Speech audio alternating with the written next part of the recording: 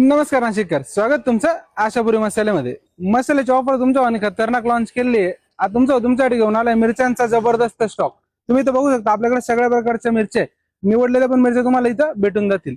ही लवंगी मिरची ही तिखटाला भयानक राहते. त्यानंतर ही नंदुरबार मिरची ही तिखट मिडियम तिखट असते आणि हिचा गावरान ठसका असतो.